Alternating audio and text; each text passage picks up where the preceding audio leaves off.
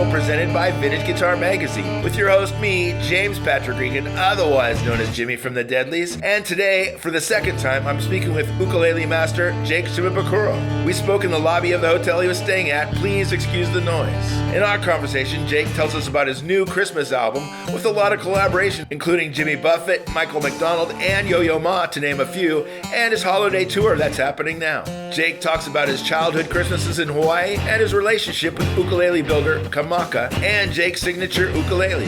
Jake describes his early influences, including Herb Ohta Sr. and Eddie Kamae. Jake tells us about his singer and guitarist in the band, Justin Kawika Young, and his longtime bassist, Jackson Waldhoff. Jake describes his relationship with other Hawaiian artists like Keola Beamer, Keawe and Ledward Ka'apana, to name a few. Jake discusses the business side of his career and tells us about his favorite Hawaiian island. And Jake talks about a couple projects he's working on for the future, including a tribute album to George Harrison and his new love of slide ukulele. To find out more about Jake and his Christmas album and tour, you can go to his website, jakeshimabukuro.com. That's JAKESHIMABUKURO.com. Please subscribe, like, comment, share, and most of all, review this podcast. I'd really appreciate it. And please support Vintage Guitar Magazine and all the wonderful things they do for us guitar players and ukulele players, because they do so many wonderful things for us guitar players. Here's my buddy Jake. So Jake, nice to see you. You too. Thank you. Thank you for making time to do this. My pleasure. Absolutely my pleasure. I should ask you about the album first. So when did you get the idea to do a Christmas record? Well, we've been doing this holiday tour called Holidays in Hawaii for the last this is actually our fourth year doing it now. Okay. And so we've been playing these holiday songs, and people have been asking, when are you guys gonna release it? You know? So we're like, okay, yeah, we will. So we finally went into the studio last year and got to, record some of the songs that we've been doing for the tour, and we were able to release it just last month, and it's called "'Tis the Season," and it's just been so. I don't know, for me, this is always a very special time of year, very reflective, and, to think about all the things you're grateful for, and just, but anyways, and it was a collaboration of a lot of things, a lot of people coming together. Justin Kawika Young, who's the main featured artist on it, he's been doing this holiday tour with us, every year, so it was just great to have him on this record. And then there's some tracks that some new, some old, some collaborative stuff that I've done. I mean, there's one that I got to do with Jimmy Buffett. Called we did Melancholy Kimaka together. How fortuitous that you did it. Oh, I know. And and that was actually one that was released a little bit earlier on one of his holiday albums, and then they let us re-release it for this one. There's a track I got to do with Yo-Yo Ma. Yes, exactly. It'd be very beautiful. Oh, it was amazing. Michael McDonald. A lot of people don't realize this, but Michael McDonald is a fantastic ukulele player. Is he really? So there's an ukulele duet that we did, Winter Wonderland. Yeah, that's also beautiful. Oh, thank you very much. So the whole album is beautiful, and I love that it's not like layered in overdubs, and it's very just very off the cuff. Yeah. Thank fantastic. you. No, it was an honor to do it, and just to take some of my favorite melodies, that really reflect this time of year, and just kind of just have fun with it. Was Christmas a big thing in Hawaii? You grew up in Hawaii, correct? Yes. Oh yeah, of course. I mean, I something I always look forward to.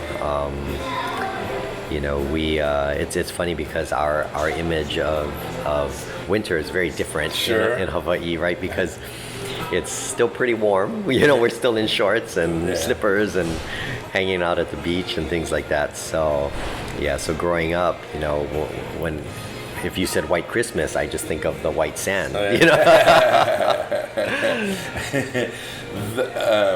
How early on did you develop a relationship with Kamaka?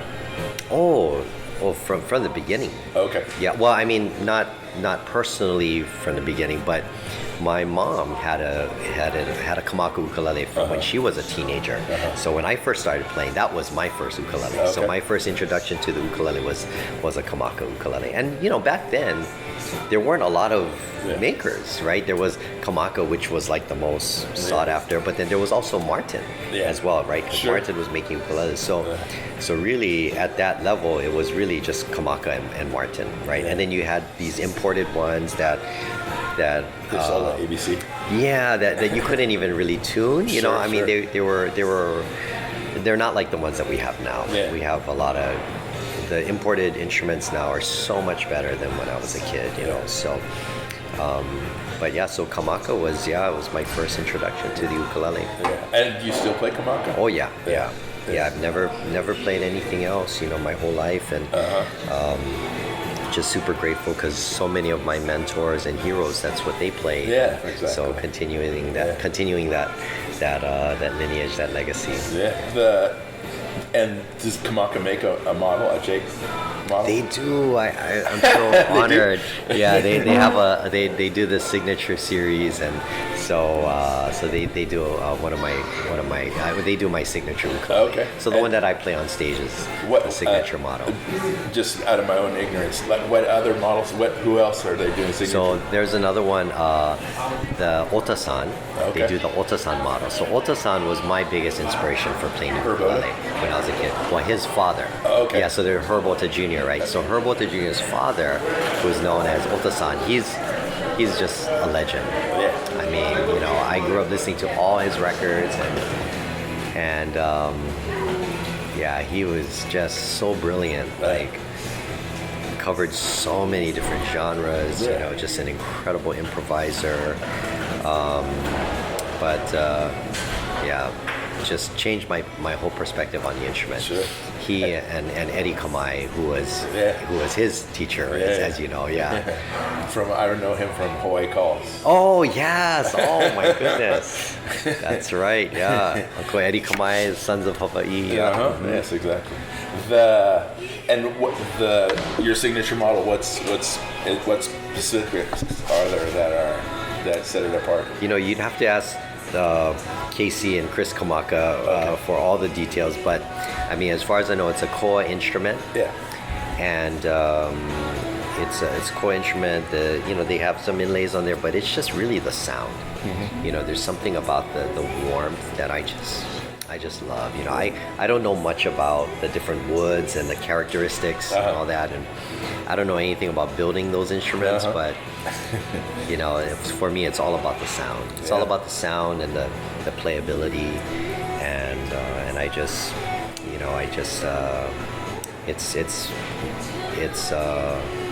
it's the instrument. It's the sound that I grew up loving, and till this day, it's always an honor, when I get the chance to play their instruments. Yeah. Sure. The tour. So this tour is going to go until when? Till December.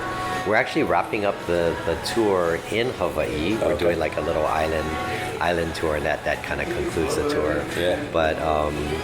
But yeah, it's been great. I mean, we're starting. Last night was the first show of the tour here in Napa. Oh, really? We got 3 shows in Napa. I think after this we head over to Arizona. We're doing Colorado. We're just kind of hanging on this side. We were on the East Coast prior to this run. Okay. But that wasn't really the holiday, because we don't like to start it before Thanksgiving. So right, yeah. So, it's gonna be a nice run of shows, and then we finish up in Hawaii. We do Hawaii Island, Maui, Kauai, Honolulu. Yeah. And which island is your home? Oahu, Honolulu. So I'm really looking forward to it. But we've had such a great year this year. It's been, a bit of a whirlwind, but like I said, just so appreciative of all the opportunities that we've had. And how many dates are you doing on the road? About 120. Wow. Yeah, between 115 and 120. How old is your son? So I have 2 boys. One is 13 and the other's 10. Wow. So a lot of time away from home. Yeah, it is. I do. The nice thing, the blessing is that is because I'm not a singer. We can do consecutive shows. So like I'll leave town for 2 weeks, but we'll do like 13 shows. Yeah. So which is nice because I don't have to rest my voice in between. And it makes it very efficient, I think, touring wise. Oh yeah. So if I'm doing 120 shows, it might take us 140 days maybe, versus if sometimes if you need breaks in between, then 120 shows could mean like 180, 190, even like 200 days away, right? So yeah. The vocal tunes on the song, so how are you doing those live? So Justin Kawika Young, he's out on the road with us. Oh, okay. Yeah. So for the holiday tour, he's always with us. So he'll do all the singing. Oh, good. Obviously. But yeah, and he's just got such an incredible voice. He's such a gifted songwriter, vocalist, and I don't know if you know much about him. I don't know much about him. We started out our music careers in Hawaii back in like 1996, 97. Okay. I had a band called Pure Heart. He was starting out his solo career, and we've just been friends ever since, and I've just been a huge fan of his music. But after a very successful career in Hawaii, he then moved to California, and then he met up with another singer-songwriter, Keawe, and they became writing partners. They toured, they recorded albums for over 10 years. Yeah. So he was. Isn't Colby's dad a producer? That I'm not sure, but maybe so he was with her all through all her through the big albums and records and all that, and then recently he left that band, and he's kind of doing his own thing. He has a band called Seven Sons, and they're like a island reggae band. They're awesome, but yeah, they just released their first record last year, and they're currently touring. So yeah, we're just glad that he's out with us for these shows, and yeah, he's so talented. I mean, every time people come to a show, if they've never heard him before, they're just like, because he's huge. He's like he must be like 6'5". Wow. Like 6'5", 6'6". I mean, he's tall and, big guy, but then this angelic voice comes out of him, and yeah, it's really, really amazing, and just the sweetest soul. Yeah. You know what I really admire is the way that Hawaii TV supports young musicians. Well, just musicians, period. They it's crazy. We're very fortunate. I mean, in Hawaii, music and the arts, just such a big part of the culture. Yeah. And I think a lot of that, stems from the last king of Hawaii, who was King David Kalakaua. He was just an ambassador of the arts and music, and believed it was so important for every culture, and so I think that's why a big part of the culture in Hawaii is to really support the arts, to support music, and because we know that's really a huge part of our identity, and who we are. Oh, of course. Of course. Yeah. And do you like, is there, there's community musicians, of course, but do you guys like to speak with each other? Like, are you friends with like Keola Beamer and Oh yeah, I mean, those John were my Keawe. heroes. Those were all my heroes growing up. When I see them, I you almost kind of like, oh, hi, Mr. Keawe. You kind of like, oh, Mr. Beamer. You kind of, I mean, there are, I guess in Japanese we say there are like senpais. Like there are like the kupuna, you just kind of, just so much respect and admiration, and the realization that they paved the way for all of us. So we wouldn't be where we are today, if it weren't for them. And and I grew up listening to their music. I mean, those were my heroes growing up. John Keawe is like, his guitar playing, so sweet, his tone, his phrasing. Uncle Ledward was just, those are all the legends, the legends, So the legends of legends, so being that they're still out there, still actively playing, still sharing their music is just incredible. I mean, always inspiring. I mean, for me, it's always a gift, when you get to see them and to be able to just to have the opportunity to thank them, for all the inspiration, for all the music, for their passion, their commitment, to their art form. That's huge, when you think about it, right? I mean, how much of their music and their art form has shaped our lives, our community, has inspired the youth. It's all goes such a long way, more than we realize. Right? And when you guys are traveling, like this tour here, are you guys traveling in a van or in a? Yeah, this particular part of the run, we're just doing a minivan. So we'll alternate between that and buses.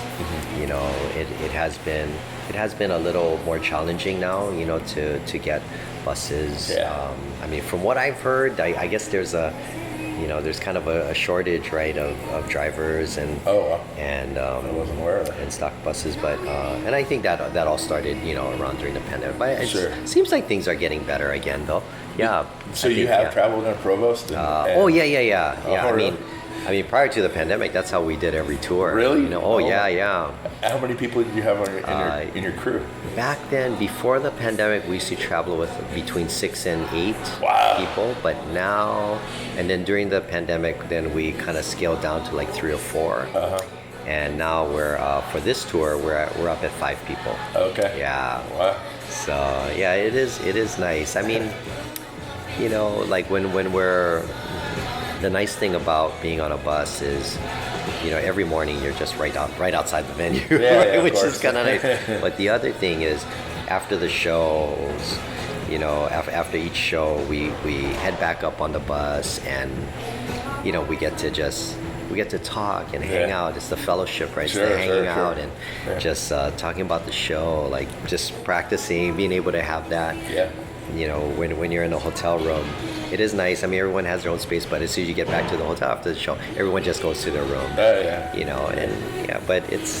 But they're all, I think, we're just, for us, it's all about the music, it's about the stage, about being in that environment and being able to share this experience, with a room full of people that is just magical, night after night.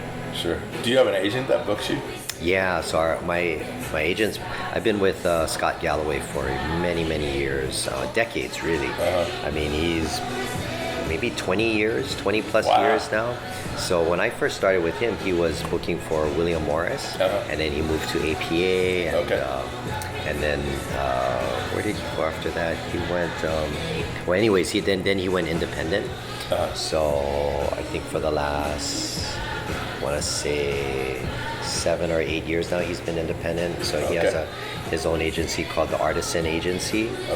And he represents Big Bad Voodoo Daddy, Dina Carter, myself, and a couple other artists. So all over the map as far as. And they're all, and he's based in Nashville. He's also based. My manager is also based in Nashville. And do you spend time in Nashville? We were just there like 2 weeks ago. But like apart from the tour and stuff, do you have to go to Nashville? Not as much as I used to, and I think it's because my manager comes to Hawaii a lot. So it's really nice. We get to spend a lot of time there because his daughter Rachel, who also does all of our digital marketing and digital media stuff, she lives in Hawaii now. So it's more of a, so he comes back a lot more now. Yeah, which is great. Yeah. Which is your favorite island? My favorite island? Oh, I can't answer that, I think. That's a tough one. Have you been to Niihau? No, I've never been to Niihau. Yeah. But I think that, for me, some of my favorite memories growing up were on Molokai.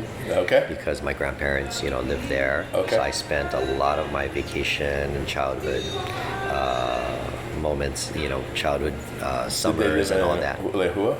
They lived in Kaunakakai. Maybe about, it's called like the Heights. It's right up the Heights, but it's maybe about maybe a 20-minute drive from the airport. Yeah, it can't be 20 minutes. Very close to the time. Yeah, you feel like you can go around the whole island in 20 minutes. Yeah.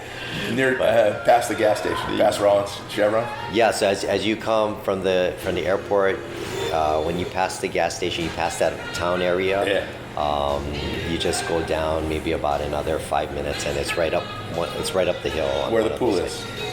No, past the pool. Okay. Yeah, past the pool, maybe like 5 minutes from Okay. there. Yeah. So you spent a lot of time out there? I did. Yeah. Oh, it's like something about that place is so. Even when I go back there now, it's just like time just stops. Oh yeah, You for know, sure. Both my grandparents passed away already, I'm but sorry to hear that. I still, that will always be a special place. But my wife is from Hawaii Island, Okay. so for our kids, to visit grandparents now, and that's where we go. Yeah. We spend a lot of time either in. Well, she grew up in Waimea, but we spend a lot of time either in Hilo or Waimea. But we love it out there. Yeah. And do you get used to the humidity of Hilo? Oh yeah, I mean for me that's like comfortable Okay. for me. Very comfortable. Yeah. Anything below, well, temperature wise anyway, anything below 70, I was like, oh man, where's my down jacket? What's coming after this? After the holidays and everything, what lies ahead? Yeah, well, there's a couple projects I'm working on. There's this George Harrison tribute record that we're working on right now. So Olivia and Donnie Harrison have been very instrumental in helping to produce this one. And basically they picked a bunch of George's songs that they liked, and they had me arrange them all for ukulele. Oh wow! And so we got to record we went to Abbey Road Studios, Okay. recorded. It's almost done. There's just a few more things that we need to do for it. But the other thing that I'm doing is I'm working on this. I've been doing a lot more slide ukulele recently, and a lot of it comes from it's just the inspiration of Joseph Kekuku was the inventor of the Hawaiian lap steel guitar. Yeah, of course. And just learning that whole history about how it became the first electric guitar. Yeah. It was how it influenced blues guitar players. Sure. Because I didn't realize that all that stuff predated like even Robert Johnson. Yeah. So for me that was so inspiring, and I was like, I was born and raised here in Hawaii all this time, and and I'm embarrassed to say that I always thought I knew the history, but now I realize how impactful that was, because it really shaped modern music, like what we have today. And so I always tell people like, I remember when I was younger, I remember hearing Pink Floyd's Dark Side of the Moon, and in that first song, Measure 5, when you hear that iconic sound, that's the lap steel. It's like, and when I heard it back then, I was like, oh, that's kind of cool. There's a Hawaiian lap steel in that song, but I think back then I didn't realize that was a really big deal. Oh yeah. It's like the first time hearing ukulele on like Hey Soul Sister or something for a lot of people, right? Sure. Then it's like, whoa, ukulele is being used in a pop song, like Train, or Eddie Vedder, right, doing it. Yeah. So I mean, I think that, I don't know. So I really want to do something. I really want to do an album that really highlights the slide and just pays tribute to how just to the impact that instrument has had in our music. Yeah. When you're playing live, is there a mic? Like, are you using K&K or something like that on your ukulele? And So I have a Fishman pickup. Okay, it's Fishman. Yeah, and it sits right under the saddle. Yeah. I have a little pedal board with what do I have on there now? Of course, I have my wah, my overdrive, got my looper, I got my delay, my verb. I got a Pog that I like, that I use a lot. That's a lot of stuff. It's a big pedal board. Plus I got it's scaled down so much from before, but some of the other things I usually like to keep on there that I don't have on it right now is like my volume pedal, because I like to do all the swells and things like that. And then I used to have a freeze pedal that I love, where I can play a chord It's the whole thing. Yeah, and you can play over it. Do you have a compressor? I don't use compression. Wow. Yeah, so the compression stuff, on some of my records, we will use a little bit of compression, but live, I don't like compression because I like to do all my own dynamics. Yeah. With myself. But are the strings nylon? Yeah, strings are all nylon. So with the nylon strings probably do their own sort of compression. Yeah, a little bit here.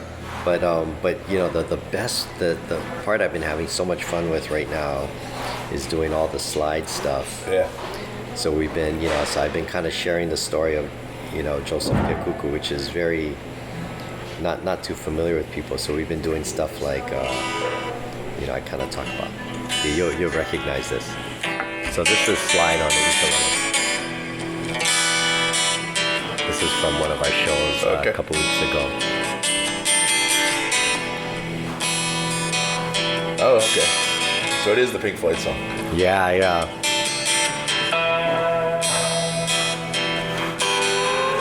Oh, that's great. Can you believe that's an ukulele? Yeah, that sounds beautiful. Yeah. And an acoustic ukulele. Yeah. But so I've been doing this, talking about the Joseph Kikuku, and then this is the other one we've been doing, because I talk about how Santo and Johnny. Santo, the slide player, was so inspired by the old early traditional Hawaiian records that had slide on it. And that's what made him want to do, play slide. Remember this song? Yeah, of course. Sleepwalk. So that's been, so the slide guitar has really been so influential. It's given me like this whole new inspiration, different way to approach the ukulele. Yeah. That's great stuff. That's fantastic. So it's been a lot of fun. So we've been incorporating a lot of those new sounds and things into this new tour. Yeah. And let's see what else. That's about it. I mean, we're just wrapping up this year. And How long will you be home before you start touring again? Next year, I think end of January, we're doing. Mac McAnally and I are going to do some things together. Okay. But then we start up again in March. I think will be when we start touring. Hitting it hard again. So. And Mac is still active playing? Oh yeah, he's busier than ever, man. That guy, he's touring all over the place now. Okay. Because he's doing the core reefer stuff, but he's doing so much of his solo stuff, and it's that guy is he's everywhere. Yeah, it's amazing. Good. Glad to hear that he's still active. Yeah, very, very active. Well, once again, thank you very much for your time, Jake. I appreciate it. Thank you so much. Yeah. You're fantastic, and it's an honor to speak with you. Oh, thank you for the support. Yeah. Thanks for listening to Have Guitar Will Travel. You can catch up on all the things I'm doing at thedeadlies.com, and I'm on all the social media platforms as well. And please support Vintage Guitar and all the wonderful things they do, because they do many, many wonderful things for us guitar players. Thanks. Please subscribe. Please tell a friend, and I'll see you guys next week. Bye, guys.